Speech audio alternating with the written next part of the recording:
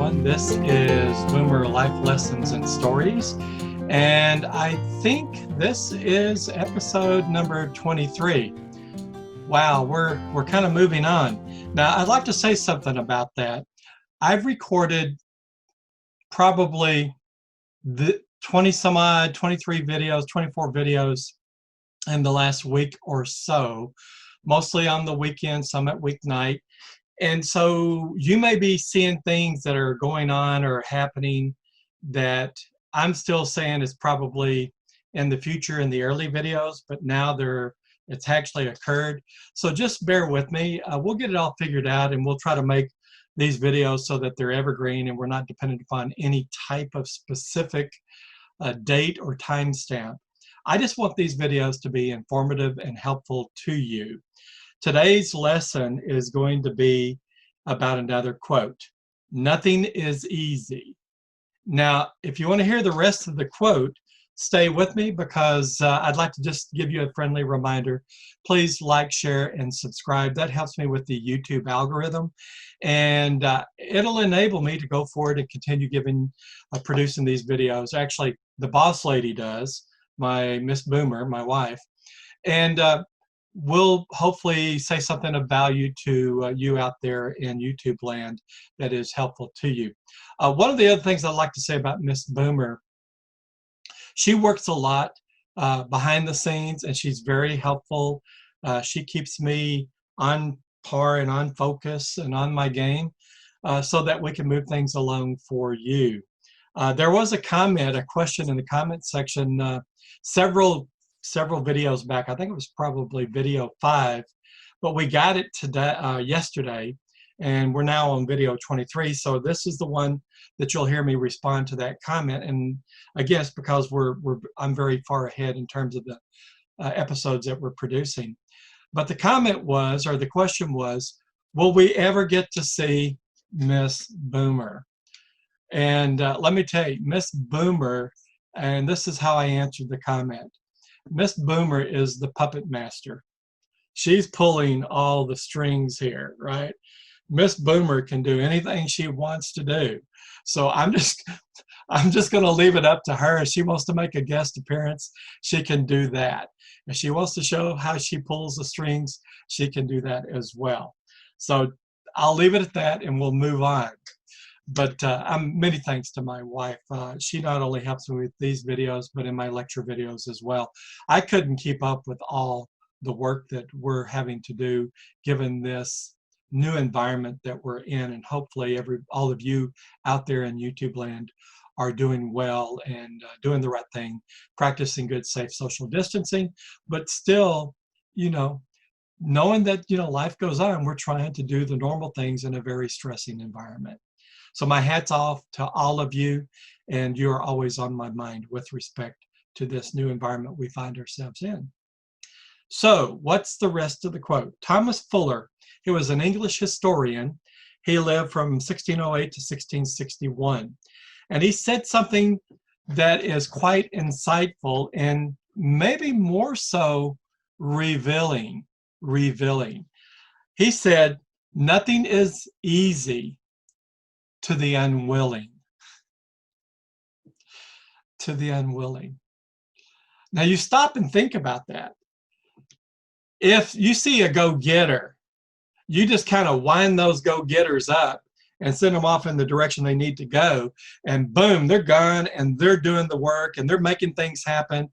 And it's kind of like, okay, I can forget about that and not worry about that too much because they're on their way. They're going to be arriving, right? Always. But then you've seen these people. You've seen them in your work life, and you've seen them perhaps in your personal life. They're always complaining about the predicament that they find themselves in. And there is a problem with that. Not so much about the complaints, because sometimes in life, the complaint department has to be open, right? We have to be able to share our thoughts in a therapeutic way, but not dwell on the negative. So once in a while, the complaint department is open, right? But when they dwell on it and they don't do anything to improve their circumstance, then that's a problem. That's a problem.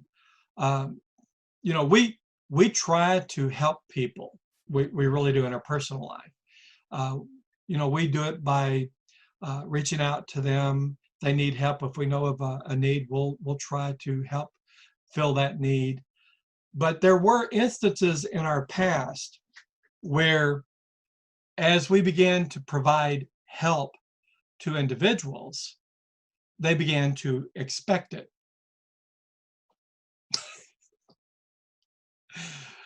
And I got to thinking, and this was as a young man in my early to mid 20s, late 20s.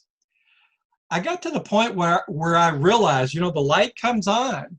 I realized what was going on. It wasn't that we were helping. By providing the help every week that we were doing to these individuals, we were enabling them not to try to help themselves. Think about it. Not willing to be able to help yourself or do something for yourself when you get to the point where you think it's easier to get other people to do it for you when you're perfectly capable of doing it for yourself. That's kind of not healthy. I think that's the best word I can come up with. It's not healthy, and it does nothing to prepare you for the future. It does nothing to prepare you for the future. It doesn't harden you for the future. Now, what I mean by that is not that I want you to be a hard-skinned, unlikable person. No, I'm not talking about. It's kind of like hardening of iron and turning it into steel.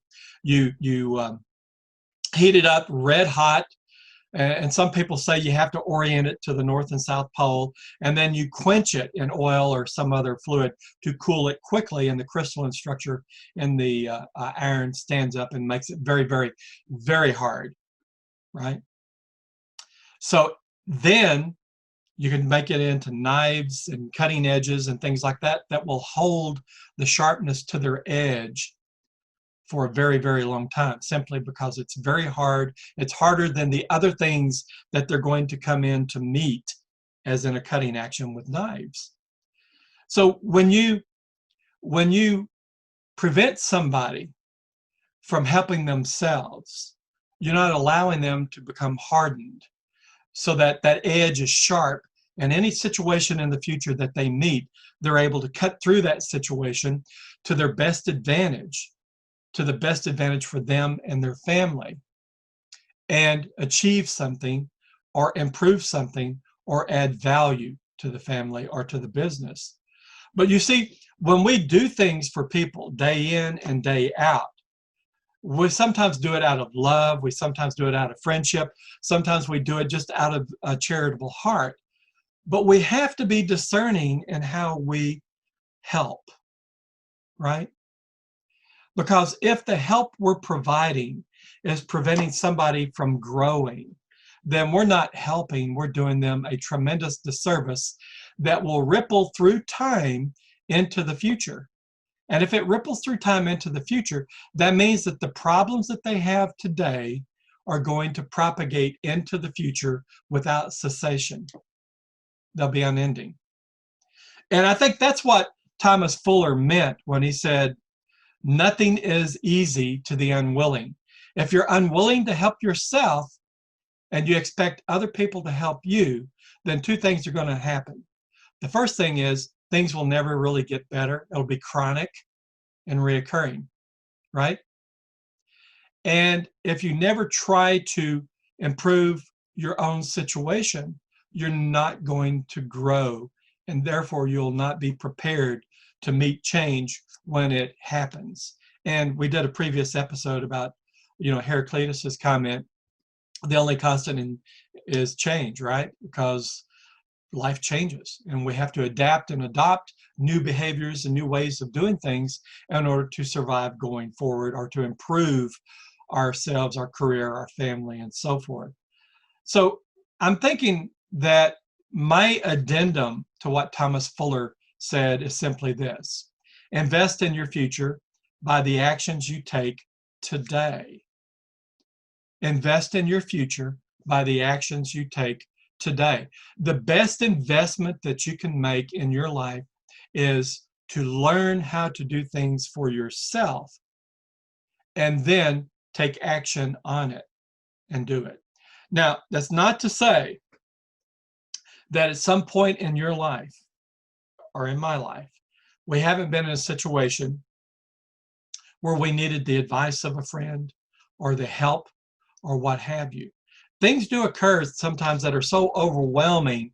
You know, friends and families come in, they surround you and cover you up with the love and the friendship, and they help you get through that stormy time. But once you're through that stormy time, the ship has righted itself, and it's now maybe not so smooth sailing, still choppy waters, but you have the balance or the ballast, which is at the bottom of the ship that keeps it right up. You have that ballast that will keep you upright and give you the direction that you need to go, that compass, so to speak.